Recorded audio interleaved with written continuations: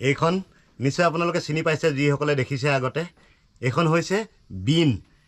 নিশ্চয় শুনিছে এবিধ অসমীয়া প্ৰাচীন পৌৰাণিক অসমীয়া এবিধ বাদ্যযন্ত্ৰ বিন আজিকালি প্ৰায় 90% মানুহে মানে কি বিন বোলা বস্তুটো যে অসমীয়া বাদ্যযন্ত্ৰ এবিধ যে আছিল সেই কথাটো প্ৰায় সংখ্যকে পাহৰিয়ে পেলাইছে কাৰণ আজিকালি দেখি পাবলৈ নোহোৱা হ'ল আৰু বিন বজোৱা মানুহ খুব কম হৈ পৰিলে আচলতে আজি বহু বছৰ আগতে মোৰ হঠাৎ চখ এটা জাগিছিল বিন এখন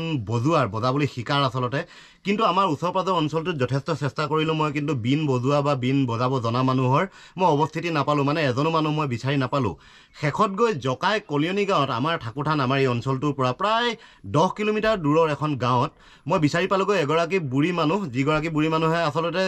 জীয়ৰী বয়সত বোলে তেওঁ খুব বিন বজাইছিলে মই আচলতে খবৰ খাতি বহুত কৰি আছিলোঁ গাঁওবোৰত যে সেই বিন বজোৱা মানুহ ক'ৰবাত পাম নেকি ক'ৰবাত বিন এখন পাম নেকি সেই বুলি খবৰ খাতি কৰি থাকোঁতে গম পালোঁ যে সেই বুঢ়ীগৰাকীয়ে আচলতে বিন বজাইছিলে জীয়ৰী বয়সতে তেওঁৰ লগত গৈ মই কথা পাতিলোঁ আৰু কথা পাতি মেলি বিন বনোৱাৰ সম্পূৰ্ণ কিটিপটো মই শিকি পেলালোঁ শিকি লৈ বুজি লৈ আহি ঘৰত মই নিজাকৈ চেষ্টা কৰি এইখন বিন আজিৰ পৰা প্ৰায় 6 বছৰৰ আগতে মই বনাই সাজু কৰিছিলোঁ আৰু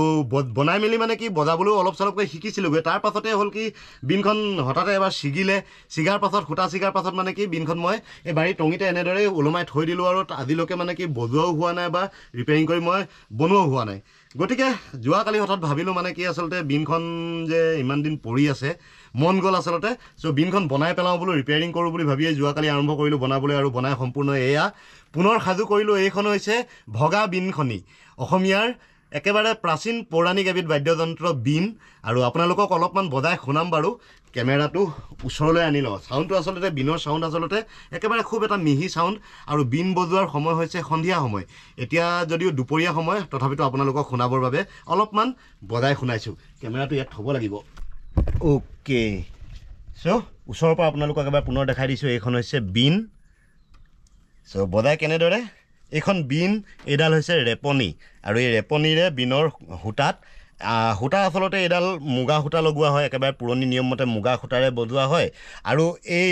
ৰেপনিডালত থাকে এই যিখিনি আপোনালোকে ৰছী দেখিছে মই এতিয়া বৰ্তমান প্লাষ্টিকৰ ৰছী লগাই থৈছোঁ কিন্তু আচলতে পুৰণি দিনত এই প্লাষ্টিকৰ ঠাইত লগোৱা হৈছিলে ঘোঁৰাৰ চুলি বা ঘোঁৰাৰ ফান ঘোঁৰাৰ নেগুৰৰ চুলি দীঘল দীঘল চুলি লগাই লৈ বিন বজোৱা হৈছিলে গতিকে এতিয়া বৰ্তমান আধুনিক যুগ আৰু সেই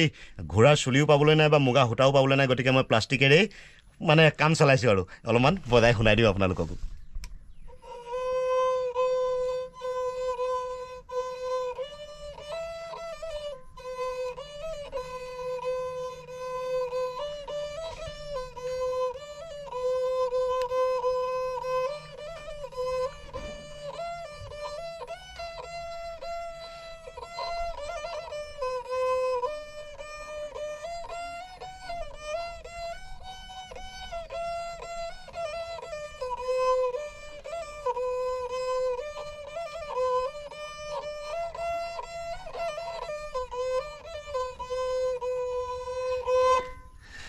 কেনে লাগিলে বিনখনি আপোনালোকৰ নিশ্চয় কমেণ্ট কৰিব ভাল লাগিলে নিশ্চয় এটা লাইকটো কৰি দিব ভাই